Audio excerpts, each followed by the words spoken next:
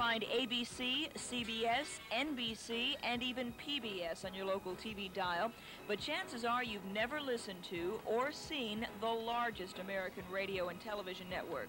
That's because all its stations are outside the continental United States, from Alaska to Antarctica, from Spain to South America, and even on ships at sea.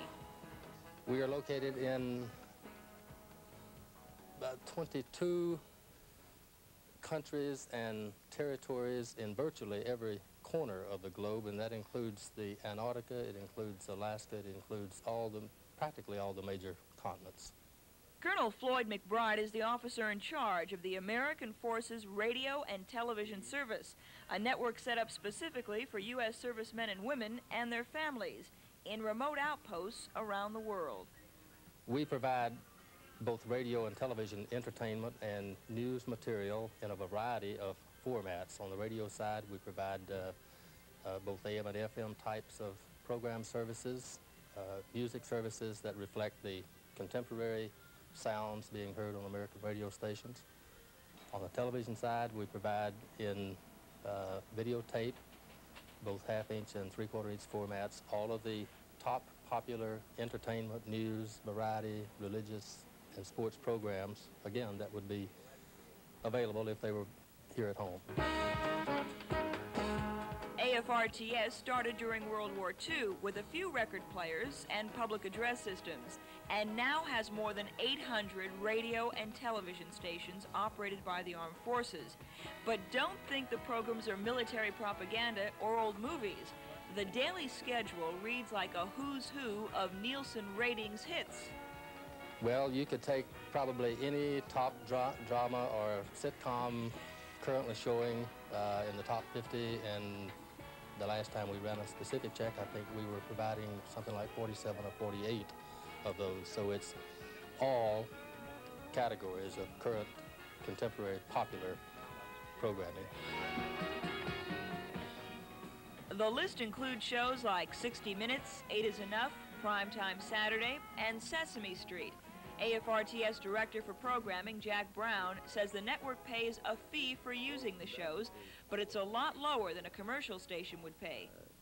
The television programs are purchased, for the most part, from the same syndicators and distributors that any station or network would get them from. But other programs we are allowed by the networks to record right off the coaxial cables in our own facilities here in Hollywood. The radio programs, some of them are produced right here in our own studios, and others are purchased from radio syndicators. She makes you burn with a wave of her hand. That's Deep Purple and Marshall Tucker Band before that, 24 hours at a time. That's about all the time. Radio is an important part of the system, especially for the Navy ships. AFRTS sends each station 80 hours of programming a week, and the local outlet fills the rest of the time with shows it produces itself. The network programs are sent from the Hollywood headquarters on long-playing records, and some of the top disc jockeys in the U.S. record shows of rock, country, and jazz. Personalities like Wolfman Jack, Pete Smith, and Gene Price. Morale is the whole reason for the service, and one thing that may help contribute to that is the lack of commercials. We do not, of course, attempt to make any revenue from our program service. Under our existing agreements with the industry, as we call it, all the programs that we do obtain from them are stripped of the commercials, if you will, the advertisements, and go without any commercials to our forces. We do take advantage of the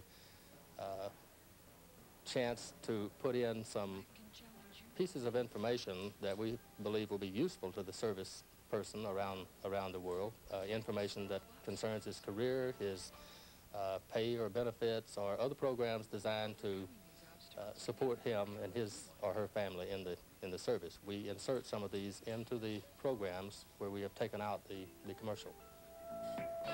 Don't let drugs get between you and what you want out of life.